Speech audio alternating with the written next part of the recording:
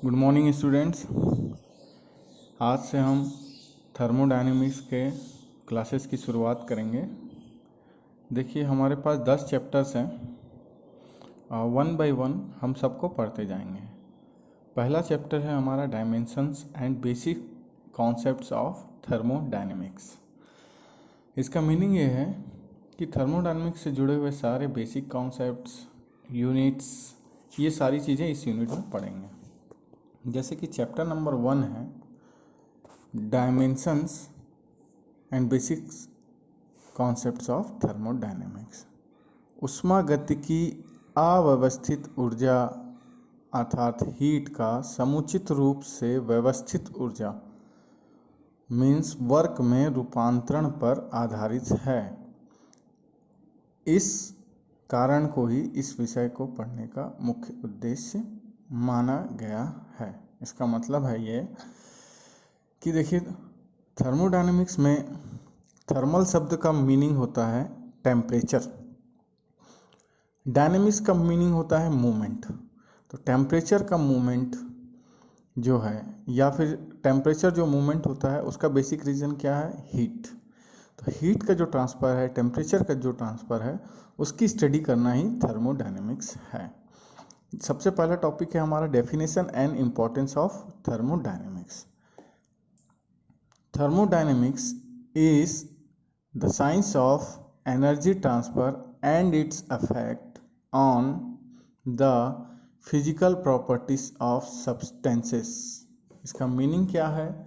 इसका मीनिंग ये है कि यह वह साइंस है जिसमें एनर्जी ट्रांसफ़र, ऊर्जा का स्थानांतरण एवं उसके प्रभावों के कारण उत्पन्न भौतिक गुणों, फिजिकल प्रॉपर्टीज़ को पढ़ना है। सब्सटेंस का मतलब पदार्थ हुआ, फिजिकल प्रॉपर्टीज़ का मतलब भौतिक गुण हुआ, इनके बारे में स्टडी करना है। It includes conversion of energy in terms of heat and mechanical work and their relationship with properties of the system. इसका मतलब यह है कि कैसे कैसे हीट का कन्वर्जन हो रहा है मैकेनिकल वर्क में, वो सारी चीज़ों को हमको पढ़ना है। अब हम आते हैं इसके हिस्ट्री के ऊपर। अराउंड 18th सेंचुरी, 18वीं सदी में वी फिगर आउट, हमने ये जाना, हमको यह पता चला, हमने ये निष्कर्ष निकाला, how to perform work using heat, because first heat engine that is steam engine was invented by James Watt at 1712।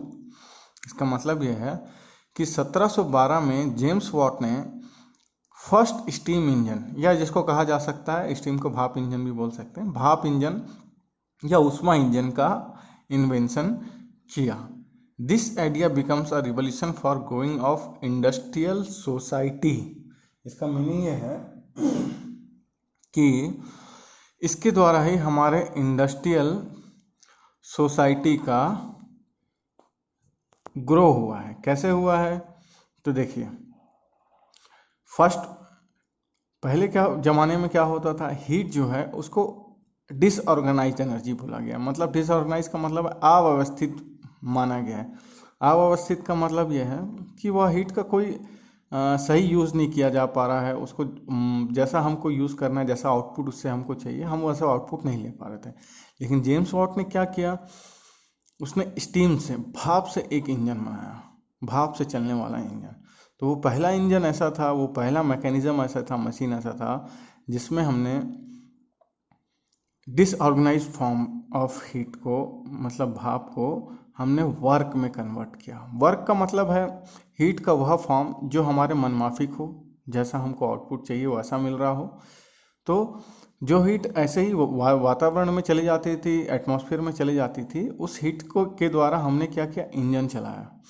और यही पहला रिवॉल्यूशन था जिसने हमको ये बताया कि हीट के द्वारा हम बड़े बड़े कार्यों को भी कर सकते हैं। क्योंकि इतने बड़े ट्रेन को, इतने भारी मशीन को, जिसको हिला पाना के लिए भी, जिसको हिलाने के लिए भी कई सौ लोगों की ज़रूरत पड़ेगी, उसको मात्र स्टीम के द्वारा कर लिया गया। तो इसीलिए इसको बिगेस्ट रेवोल्यूशन माना गया। ऑटोमोबाइल इंडस्ट्री जो है उसमें fuel energy heat conversion into work. इसके कारण क्या हुआ, पहले के ज़माने में बैलगाड़ियाँ चलती थी, घोड़ा गाड़ी चलते थे, है ना, तो वो उन चीज़ों का चलन कम हो गया और ऑटोमोबाइल इंडस्ट्री का जन्म हुआ।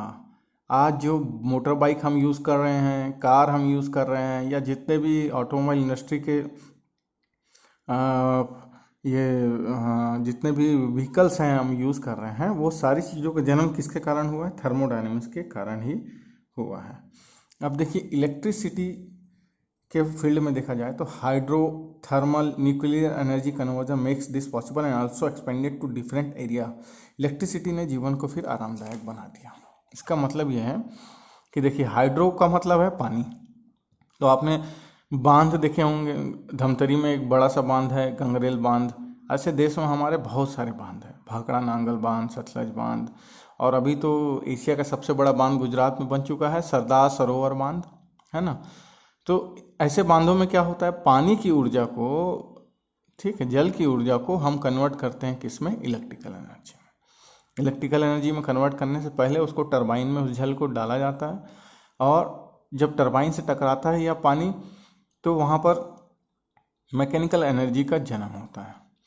यह मैकेनिकल एनर्जी को फिर हम कन्वर्ट करते हैं किस में? इलेक्ट्रिकल एनर्जी में, और फिर यही इलेक्ट्रिकल एनर्जी हमारे घरों में सप्लाई होती है। इसके अलावा थर्मल प्लांट हैं, जैसे कि एनटीपीसी का आपने सुना होगा, थर्मल प्लांट, जिसमें कोयले को जलाया जाता है और उससे भाप प्रोड्यूस करके उससे फिर स्टीम टरबाइन को रन किया जाता है। जैसे पानी के जो बांध हैं, हाइड्रो प्लांट्स हैं, जो हाइड्रो वाटर प्लांट्स हैं, पावर प्लांट्स हैं, उनमें क्या होता है, वाटर टरबाइंस लगे होते हैं जो वाटर से चलते हैं। थर्मल पावर प्लांट्स में स्टीम टरबाइंस होते हैं जो भाप से चलते हैं। पहले हम कोयले को गर्म करते हैं, भाप निकलता है, वो भाप के द्वारा हम टरबाइन को चलाते हैं, तो ऐसे टरबाइन को स्टीम टरबाइन कहा जाता है। इसके अलावा आजकल न्यूक्लियर जो मॉलिक्यूल्स होते हैं उनके थ्रू भी हम एनर्जी जनरेट करते हैं, न्यूक्लियर एनर्जी, उनको भी कन्वर्ट करते हैं बहुत सारे कार्यों में। तो थर्मोडायनेमिक्स का मेन मीनिंग क्या है? Conversion of disorganised form of energy into organised form of energy. मतलब डिसऑर्गेनाइज्ड फॉर्म है हीट, ऑर्गेनाइज्ड फॉर्म है वर्क। हीट से वर्क में कन्वर्ट किया जाता है। तो भाप से हमने क्या चला दिया? रेलगाड़ी चला दी। भाप से हमने इलेक्ट्रिसिटी बना लिया, पानी से हमने इलेक्ट्रिसिटी बना लिया, न्यूक्लियर एनर्जी से हमने इलेक्ट्रिसिटी बना लिया। तो इन हीट्स को जब हम लोग कन्वर्जन करना सीख गए तो हमारा जीवन बहुत आराम हो गया। आज घर का कोई भी काम बिना इलेक्ट्रिसिटी के नहीं हो पाता है। आपके बाइक में भी हम लोग जो फ्यूल यूज़ करते हैं, पेट्रोल या डीजल यूज़ करते हैं, तो वो जो फॉसिल फ्यूल है या ये जो फ्यूल्स हैं, इन फ्यूल्स को भी कन्वर्ट किया जाता है, ठीक है। इनकी केमिकल एनर्जी को मैकेनिकल एनर्जी में कन्वर्ट करते हैं। तो ये सब थर्मोडायनेमिक्स के ही पार्ट हैं। तो अब आप समझ रहे होंगे कि थर्मोडायनेमिक्स कितना इंपॉर्टेंट पोर्शन है। अब देखिए, ईयर 1712 1712 में हमको ये पता था कि heat can do work, heat के द्वारा वर्क किया जा सकता है, ठीक है। लेकिन 1840 में ये कॉन्सेप्ट आया, हीट का कॉन्सेप्ट आया कि व्हाट इज हीट, क्या होता है, ये हमको पता चला। पहले हमको ये नहीं पता था कि हीट क्या है, हमने डायरेक्ट कन्वर्ट कर दिया था उसको वर्क में और यूज़ कर रहे थे इंजन में। पर 1840 में हमने हीट का डेफिनेशन निकाला, ठीक है। तो 1712 से लेकर 1840 लगभग 130 सालों में, 28 सालों की इस जर्नी में क्या क्या चीज़ें बदली हैं, उन सारी चीज़ों को मुख्यतः थर्मोडायनेमिक्स का पार्ट माना गया। In this journey we know noise, vibrations, lubrications, design, weight, etcetera of phenomena. इस जर्नी में ही हमने नॉइस को जाना, जैसे मशीनों से जो आवाज़ आती है उसके बारे में हमारा ध्यान गया। वाइब्रेशंस, जैसे बस में हम जब बैठे होते हैं तो वाइब्रेशन आता रहता है हल्का हल्का, उसको वाइब्रेशन का कॉन्सेप्ट आया। लुब्रिकेशंस, पार्ट्स के बीच में लुब्रिकेशन होना चाहिए वरना पार्ट जल्दी घट जाएंगे, वियर टियर का प्रॉब्लम होता है, तो लुब्रिकेशन का कॉन्सेप्ट भी उस समय आया। फिर अब ऑटोमोबाइल के डिज़ाइंस का, वेट का कॉन्सेप्ट भी किसके कारण जनरेट हुआ? इस जर्नी में थर्मोडायनेमिक्स के जन्म के कारण ही हुआ। And we discovered fundamental laws of nature applicable to all events. इसके द्वारा हमने, और इस जर्नी में हमने ये भी जाना कि प्रकृति का जो नेचर है वो किस तरह से अप्लाई हो रहा है इन सारी चीज़ों के ऊपर। तो आप अच्छे से समझ सकते हैं कि थर्मोडायनेमिक्स का ये जो पोर्शन हम पढ़ रहे हैं, ये सीधा सीधा क्या मीनिंग निकालता है? Conversion of heat into work. जैसे कोई ऊर्जा है, कोई हीट है, वो ऐसे ही डिसऑर्गेनाइज्ड फॉर्म में है, अव्यवस्थित है, तो उसको क्या किया जा सकता है? उसको कन्वर्ट कर किया जा सकता है अपने मनमाफिक कार्यों में। और अभी हमने ये सारी चीज़ों को पढ़ भी लिया है। अब चलते हैं हम सेकेंड पेज के ऊपर। बेसिक कॉन्सेप्ट्स में अब आ जाते हैं हम। ठीक है। It is the region in space upon which the study is focused. System, thermodynamic system. System का मतलब कंप्यूटर नहीं होता है, ठीक है। और बाकी जितने भी सब्जेक्ट्स हैं उनमें सिस्टम का जो मतलब होता है, थर्मोडायनेमिक्स में सिस्टम का जो मतलब होता है, दोनों में अंतर है, ठीक है।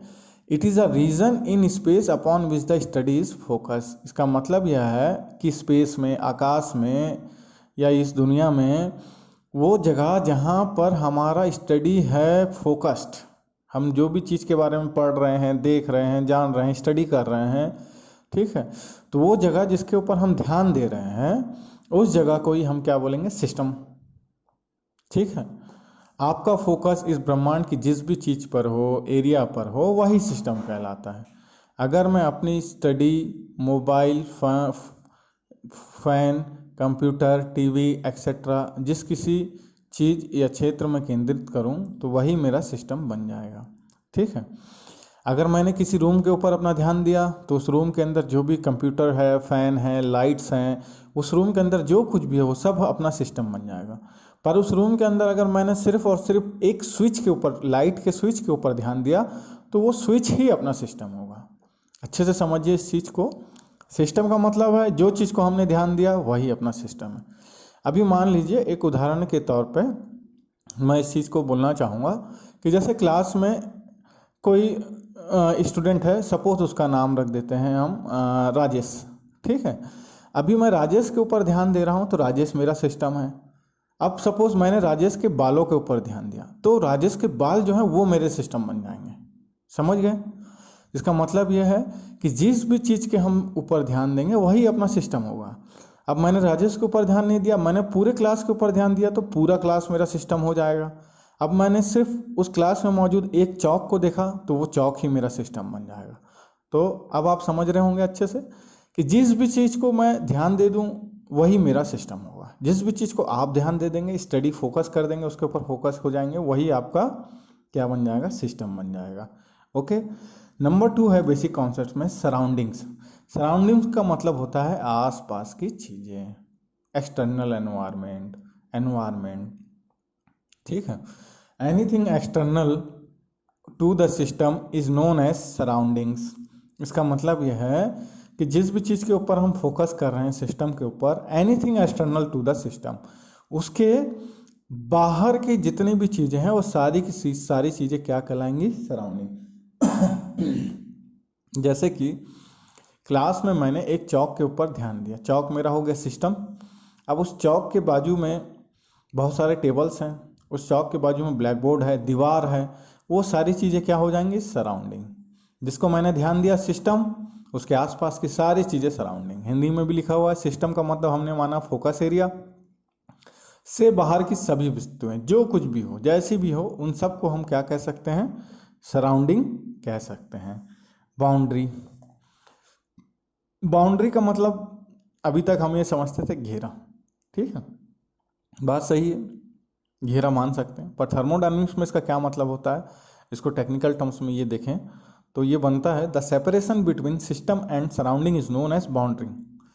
ऐसा सेपरेशन, ऐसा पृथक्कीकरण जो सिस्टम और सराउंडिंग को दोनों को क्या कर दे, अलग अलग कर दे। सिस्टम एवं सराउंडिंग को अलग करने वाली जोन, रेखा को बाउंड्री कहते हैं। जैसे कि कोई जगह है जिसमें हमने किसी चीज़ के ऊपर फोकस किया तो वो हमारा हो गया सिस्टम, उसके आसपास की सारी चीज़ें क्या हो गई, सराउंडिंग। तो सराउंडिंग और सिस्टम, इन दोनों को अलग करने वाली रेखा को हम कहेंगे क्या, boundary. Boundary either can be rigid और फ्लेक्सिबल। बाउंड्री रिजिड भी हो सकती है, फ्लेक्सिबल भी हो सकती है। रिजिड का मतलब है एक ही जगह पर रुकी हुई हो सकती है, मूवमेंट ना कर रही हो, फिक्स हो, या फ्लेक्सिबल हो सकती है, मूवमेंट कर रही हो, ठीक है।